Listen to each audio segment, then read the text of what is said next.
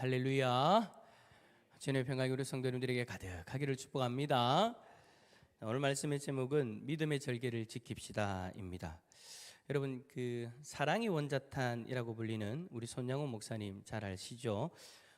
손양호 목사님은 일제 강압기 때 신사참배를 반대하고 거부하여서 이제 5년간 옥고를 치르는 그런 시간이 있었습니다. 그때 본인이 심호하시던 그 애양원 교회 교인들에게 이제 옥중서신을 보내게 되어지는데 그 편지 가운데 이런 내용이 있어요. 거친 파도는 지혜 있는 사공을 만들고 한설이 있기에 송죽지절을 알 수 있다. 이거는 여러분 어떤 의미가 있냐면 한란은 인내를, 인내는 연단을, 연단은 소망을 이루니 이라는 이 어떤 역경이나 고난이 있더라도 꿋꿋한 그 소나무와 곧은 대나무 같이 변함없는 믿음의 절개를 지키도록 성도들을 권면하는 그런 내용을 담고 이러한 글을 그들에게 보냈어요. 그러니까 여러분, 송죽지절이라는 이 말에서 송, 즉 소나무는 흔히 군자의 선비를 상징하는 그런 의미를 갖고 있는 나무이지 않습니까? 그래서 눈이 오나 비가 오나 춥거나 덥거나 항상 그 푸른 잎을 유지하면서 언제나 변치 않는 그런 절개를 보여주고 있죠. 이러한 소나무의 푸른 기상을 이제 언제 우리가 확인할 수 있는가?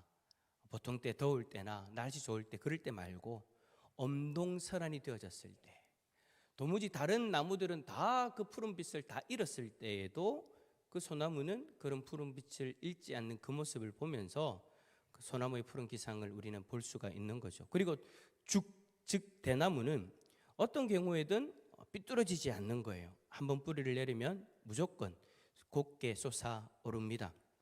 희지도 않아요. 이것이 바로 절개의 상징이죠. 그러니까 세상의 군자나 선비조차 세속의 그런 공명이나 탐욕을 추구하지 않는데 하물며 영생을 꿈꾸며 주님을 닮고자 하는 우리 믿음의 형제 자매들이 그 신앙을 쫓아 살아가는 그 가운데 겪는 그 고난과 역경을 피하고자 해서는 안 된다. 마음이 변해서는 안 된다. 믿음을 저버려서는 안 된다. 손양호 목사님은 이런 의미로 자신의 믿음을 지키는 그 삶을 표현한 것이고, 이러한 삶을 자신의 그 교회 성도들도 함께 살아가기를 원했던 거예요. 그래서 여러분, 손양호 목사님은 송죽지절의 그 신앙으로 하나님 앞에서 부끄럽지 않는 그런 인생을 사셨습니다. 아무리 일본이 신사참배를 강요하면서 자신의 목에 총칼을 겨누어도 목사님은 자신의 그 믿음을 온전히 지키는 삶을 살아가셨다라는 거예요. 그 길이 아무리 힘들고 어렵다는 것을 알고 있어도 말입니다. 자, 이러한 믿음의 절개의 모습을 가진 한 사람이 오늘 성경에도 나와요. 그가 누구냐? 바로 모르드게입니다. 그는 여러분 바사 제국에, 그러니까 페르시아 제국에 포로로 잡혀가 있는 그런 상황에서도 자신의 믿음의 절개를 지켰습니다. 여러분, 절개라는 말의 뜻이 뭡니까? 신의 따위를 굽히지 않고 굳게 지키는 꿋꿋한 태도를 우리가 절개라고 이야기하지 않습니까? 모르드게가 그랬다라는 거예요. 마치 여러분 손양호 목사님의 송죽지절의 신앙과 같이 말이죠. 여러분, 손 목사님 편지에 한설이 있기에 송죽지절을 알 수 있다라고 글을 남겼는데, 모르드게의 그 신앙이 어떤 모습인가가 바로 그에게 닥친 그 한설과도 같은 그 고난을 통해서 나타나게 되어진 거죠. 자, 여러분, 그의 인생에 한설이 여러분 어떤 모습으로 다가왔습니까? 고난이 여러분 그에게 어떻게 다가왔습니까? 모르드게에게 다가온 그 한설은 바로 하만이라는 사람을 통해서 드러나게 되어졌어요. 1절에 보니까 아수에로 왕이 아각 사람 함무다다의 아들 하만의 지위를 높였다라고 그렇게 기록을 하죠. 여러분, 왕이 하만의 지위를 높여주는데요, 그냥 대충 뭐 한 단계 두 단계 그 정도가 아니었어요. 왕 바로 다음에 권세를 이야기를 하는 거예요. 그러니까 왕이 최고의 권세자라면 그 바로 다음에 왕을 대신해서 나라를 다스릴 수 있는 정도의 권세가 그에게 주어진 거죠. 그런데 이 하만이 도대체 어떤 공적을 쌓았는지 그것은 성경에서는 이야기하지 않습니다. 도대체 어떤 공적을 쌓았기에 그에게 그런 권세가 주어졌는지는 우리는 알 수는 없어요. 하지만 여러분, 황당한 것은 뭐냐면 3장 1절 제일 처음 나오는 단어가 그 후에라는 그런 단어가 나왔다라는 거예요. 여러분, 그 후에라는 이 말이 여러분 가지고 있는 의미가 뭡니까? 앞에 사건들이 일어난 바로 다음이라는 그런 의미이지 않습니까? 여러분, 3장 앞에, 그러니까 2장과 1장에 여러분 어떤 일들이 있었습니까? 아하수에로 왕이 자신의 왕비를 퇴위시키고 이제 전쟁을 하고 패하고 돌아온 이후에 이제 에스더가 왕후가 되어지는 그런 일들이 있었죠. 그리고 그녀에게, 그러니까 에스더에게 아버지와 같은 존재인 모르드게가 대굴문에서 왕을 암살하려고 하는 그 음모를 꾸미고 있는 네시 빅단 그리고 데레스의 계략을 알고 그거를 고발해 가지고 그 음모를 막아서 왕을 구했죠. 그 후에 자, 에스더가 왕후가 되어지고 모르드게가 왕을 살리고 그 후에 이 아하수에로 왕이 누구의 지위를 높여줬느냐? 모르드게가 아니고 하만이라는 사람이에요. 제가 여러분 왜 앞에서 황당하다라고 이야기했는지 여러분 이제 아시겠죠? 지금 여러분 아하수에로 왕이 누구의 지위를 높여줘야 돼요? 모르드게의 지위를 높여줘야 돼요. 지금 하만이 누리고 있는 그 지위 권세는요 모르드게에게 가야 되는 거예요. 그런데 여러분 모르드게에게 가지 않아요. 도대체 어떤 일이 있었는지는 모르겠지만 하만이 그 일이 있고 나서 그런 권세를 얻게 되어졌다라는 거죠. 왕은 자신을 살려준 그 사람에게 이 권세를 줘야 되는데 어떤 연유에서인지 모르드게가 아니라 하만에게 자기 다음에 권세를 주는 거예요. 근데 여러분 더 황당한 건 뭐냐? 그 하만의 집안이에요. 여러분 하만에 대해서 뭐라고 소개합니까? 아각 사람 함마다다의 아들이라고 그렇게 소개합니다. 여러분 하만과 모르드게 이 사건에서 이 사실이 여러분 참 중요한데 왜냐하면 그들의 갈등이 단순히 이 한 사건으로 그냥 되어진 것이 아니다라는 것을 이 내용이 암시하고 있기 때문이에요.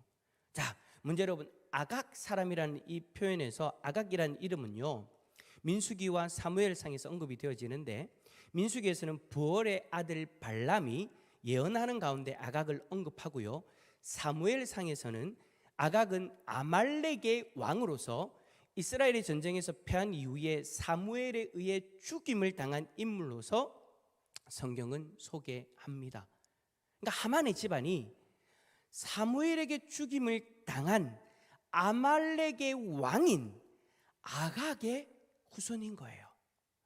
이런 하만의 집안인 아말렉과 이스라엘의 그 악연 오래전부터 이어져 왔다라는 거죠. 아말렉은 에서의 후손이거든요.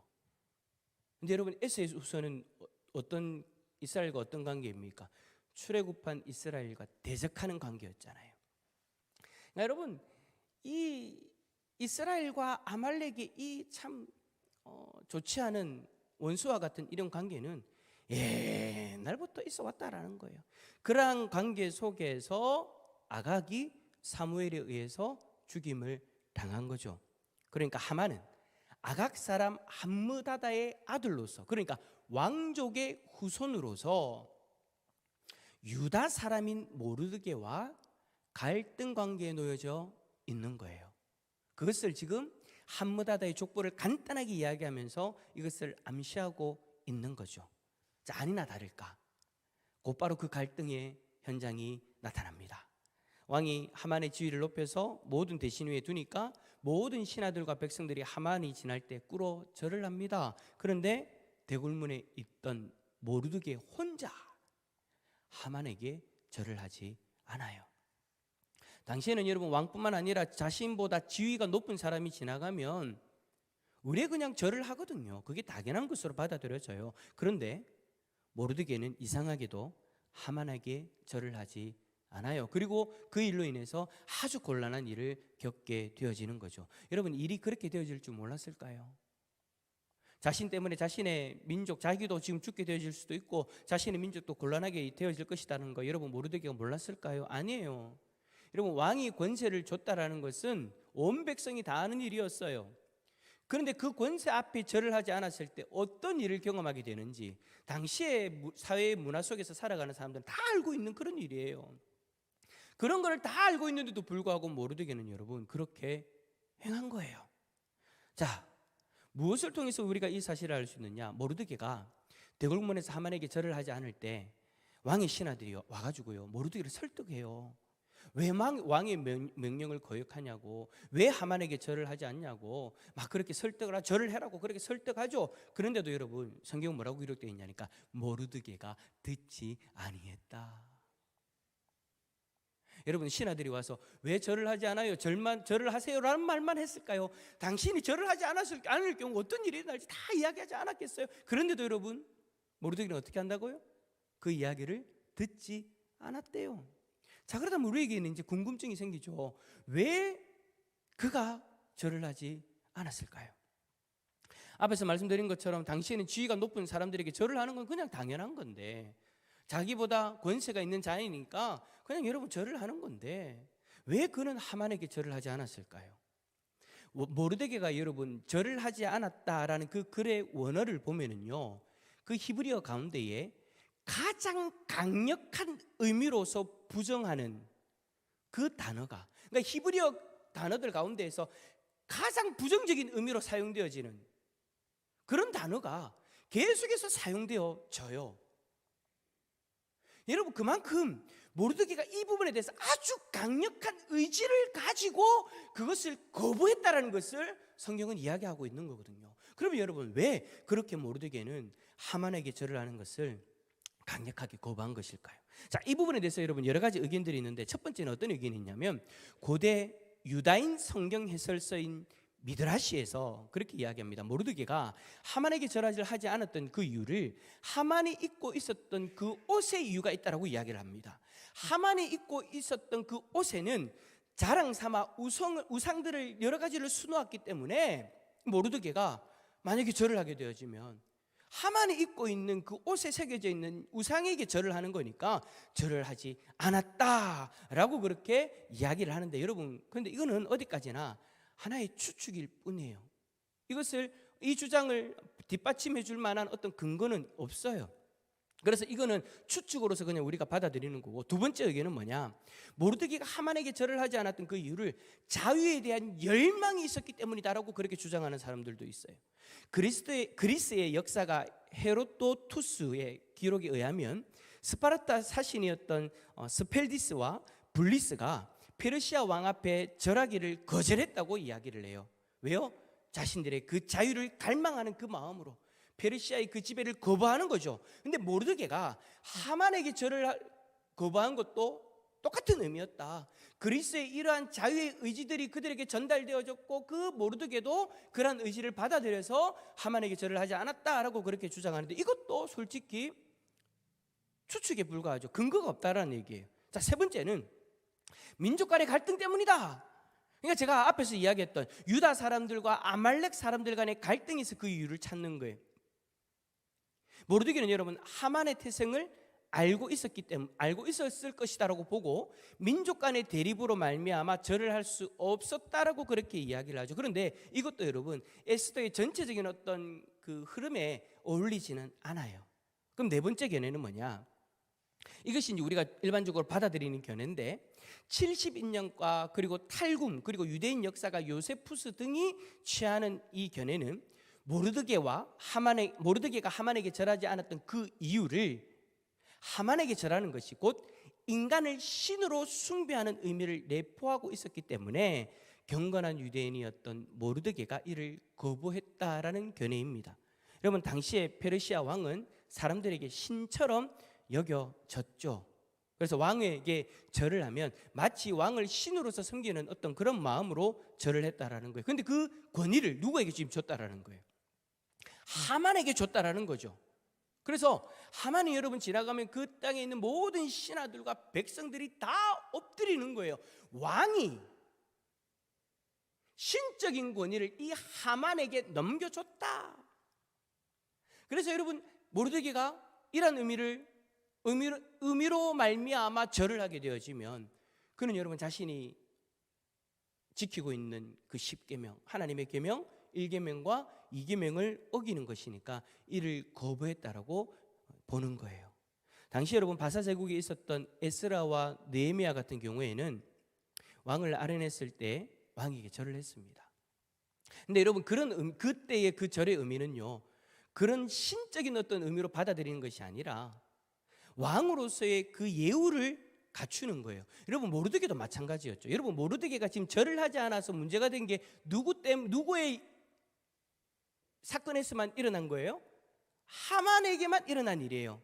여러분 모르드게가 왕을 보는 일이 없었을까요? 대궐문이 항상 있었는데 오늘 본문의 문제도 본문의 일도 대궐문에서 있었고요. 또 앞에서 2명의 암살꾼들을 고발했던 그들의 그 암살에 대한 이야기를 들은 것도 대궐문이에요. 나중에 여러분 에스더서를 보면 계속해서 이 대궐문을 중심으로 해서 큰 사건들이 일어나거든요. 여러분 모르드게는 항상 그 대궐문에 있었어요. 왕이 지나갈 때 어떻게 했을까요? 절을 하죠. 왜? 신으로서 여러분 여긴 것이 아니라 이 모르드게는 자신의 삼촌의 딸인 그 에스더가 왕으로 지금 서여져 있고 그의 남편으로서 그 권위를 인정하고 왕으로서의 그 권위를 인정하는 마음으로 절을 했지만 하만과 같은 경우는 다르다라는 거예요. 지금 왕이 하만에게 신적인 권위를 넘겨준 거예요. 그 권위를 넘겨받은 상태에서 신하들이 절을 하는 거예요. 백성들이 절을 하는 거예요. 권위라는 것이 여러분, 권세라는 것이 그냥 왕의 말 한마디로 그냥 인간적인 어떤 마음으로 되어지는 것이 아니잖아요. 그 권세를 그 당시에는 신적인 능력에 비교하면서 그러한 신적인 권위를 넘겨주면서 인정받게 했던 거예요. 그러니까 모르드게가 절을 할 수 없는 거죠. 아수에로 왕에게는 왕에 대한 예우로서 절을 했지만 문제가 되지 않았지만 하만은 철저하게 자신을 신격화하려는 그런 의도가 전부였기 때문에 자연스러운 존경이 아니라 갑자기 높아진 그 자신의 지위에 사람들이 무릎을 꿇을 수 있도록 신적인 권위를 자신을 신격화시켜서 신적인 권위로서 사람들에게 인정받으려고 했던 거예요. 이러한 의도를 여러분 모르드게가 알았다라는 거죠. 그래서 여러분 자신들을 설득하는 신하들을 향해서 그렇게 이야기합니다. 우리 4절 말씀 한번 읽어볼까요? 4절입니다. 시작. 날마다 권하되 모르드게가 듣지 아니하고 자기는 유다인임을 알렸더니 그들이 모르드게의 일이 어찌 되나 보고자 하여 하만에게 전하였더라. 아멘. 신하들이 와가지고 모르드게한테 날마다 권하는 거예요. 너 그러면 안 돼. 절 좀 해라. 근데 모르드게 스스로가 이야기하는 거예요. 나는 유다인이다. 나는 유다인이다라는 말에 여러분 어떤 의미가 담겨져 있습니까? 나는 야훼 신앙을 가지고 있다. 야훼의 하나님을 섬기는 신앙을 가지고 있는 믿음을 가지고 있는 사람이기 때문에 나는 하만을 신으로서 나는 인정하고 절을 할 수 없다. 우리가 1장과 2장을 통해서 이러한 모르드게의 신앙을 우리는 잘 볼 수는 없었어요. 모르드게가 어떤 신앙을 가졌는지 우리는 그걸 잘 볼 수는 없었죠. 그런데 여러분 그에게 한설이 닥쳤을 때, 고난이 다가왔을 때 그의 신앙이 어떠한지가 드러나게 되어진 거죠. 그는 야훼 신앙을 가진 자로서 자신의 믿음의 절개를 지키기로 결정하고 그 믿음을 지키는 행동을 한 거예요. 그 행동으로 인해서 어떤 어려움을 당하게 될지 다 알고 있는데도 불구하고 말입니다. 아무리 신하들이 권면하고 설득하고 겁박해도 그는 타협하지 않았어요. 모르드게는 오히려 그들의 말을 듣지 않았대요. 그로 인해서 어떤 일이 납니까? 하만이 분노합니다. 처음에는요 모르드게가 어떤 민족의 사람인지 몰랐어요. 근데 6절에 보니까 신하들이 모르드게의 민족이 어떤 민족인지 유다 민족이라는 것을 그 사실을 알려주었을 때에 그는 여러분 어떤 결정을 하느냐? 하만이 모르드게뿐만 아니라 철천지 원수와 같았던 그 유다 민족 전부를 죽이기로 결정을 하죠. 그는 그런 의지를 가지고 자신이 은 1만 달란트란 어마어마한 그 돈을 왕에게 바치면서까지 모르드게와 유다 민족들을 죽이려고 합니다. 그러한 상황에서도 모르드게는 어떻게 합니까? 타협하지 않았습니다. 자신의 믿음을 저버리지 않았습니다. 여러분 우리 같으면 어땠을까요? 아이고 목사님, 모르드게 시대를 우리가 그 너무 멀잖아요. 그때 그 시대랑 지금은 얼마나 다른데 우리가 그 사람들 그 입장을 어떻게 우리가 압니까? 라고 이야기할 수 있겠죠. 그럼 여러분 조금만 좀 땡겨 봅시다. 제가 설교 서두에 언급했던 손양훈 목사님 시대에 일제 억압 속에서 모든 기독교인들이 손 목사님과 같이 믿음의 절개를 지키지 않았다라는 거 우리가 잘 알고 있죠. 수많은 그리스도인들이, 수많은 목회자들이 자신들의 목숨이 위협받게 되어졌을 때 눈을 감습니다. 자신들의 행위에 대해서 자기들이 눈을 감았습니다. 그리고 이 순간만 피하자 싶어서 믿음의 절개를 지키지 않고 신사선배를 했었죠. 여러분 지금 이 시대에 우리는 어떻습니까? 우리는 우리의 믿음과 옥에 넘겨주며 임금들과 집권자들 앞에 끌려가려니와. 예수님이 다시 오시는 그 마지막 그 날 전에 우리가 경험하게 되어지는 그 박해, 그 고난에 대해서 이야기를 해요. 그런데 여러분 그냥 그 고난이 그냥 닥치는 것이 아니라 예수님을 믿는 그 믿음 때문에 예수의 이름으로 말미암아 우리는 그런 고난들을 말세 시대에 계속해서 경험하게 되어진다라는 거죠. 그리고 16절과 17절에 심지어 부모와 형제와 친척과 벗이 너희를 넘겨주어 너희 중에 몇을 죽이게 하겠고 또 너희가 내 이름으로 말미암아 모든 사람에게 미움을 받을 것이니 라고 말씀하셨어요. 그러니까 여러분 모르드게가 경험했던 그 한설과 같은 그 고난, 손양훈 목사님이 경험했던 그 고난, 그 시대로 끝나는 것이 아니라 예수님이 이 땅에 다시 오시는 그날까지 계속해서 우리는 이 믿음의 고난을 경험하게 되어질 거예요. 이 마지막 시대를 살아가는 우리가 예수 그리스도를 믿는 그 믿음으로 말미암아 당하게 되어지는 그 고난이 계속돼서 주어질 것이다라는 거예요. 이러한 고난은 이 마지막 시대에는 당연한 것이다라고 이야기를 해요. 우리는 여러분 그것이 당연하다라면 우리는 여러분 삶의 매 순간마다 내 믿음의 절개를 지킬 것이냐 지키지 않을 것이냐 선택하며 살아야 된다라는 것이죠. 그런데 여러분 중요한 것은 이 당연한 고난을 통해서 우리의 믿음이 어떤 믿음인지 드러나고 있을 것이고 또 앞으로도 드러나게 되어진다라는 거예요. 그럴 때마다 우리는 우리의 행동을 선택하게 되겠죠. 모르드게처럼 나의 정체성을 잊지 않고 나는 그리스도의 생명으로 말미암아 구원받은 하나님의 백성이니 죽는 한이 있어도 믿음의 절개를 지키겠다라고 선포하는 그런 이들도 있겠지만 어떤 이들은 일제시대에 신사참배를 했던 선배들의 길을 선택하는 이들도 있을 거예요. 여러분 사단이 참 더 이제 교묘하게 우리들의 그 신앙의 절개를 흔들려고 하죠. 고난뿐만 아니라 여러 가지 우리들을 넘어뜨릴 만한 여러 가지의 것들을 가지고 우리의 믿음을 흔들려고 하는 고난이란 큰 타이틀 말고 어찌 보면 편안한 그 삶 가운데에서 우리가 우리의 마음속에 우리의 지식 속에 담고 있는 세상적인 철학을 통해서 우리가 보고 있는 세상적인 어떤 여러 가지 유튜브나 TV라는 그 매체들을 통해서 우리의 믿음의 절개를 꺾어버리려고 우리들을 미혹할 거예요.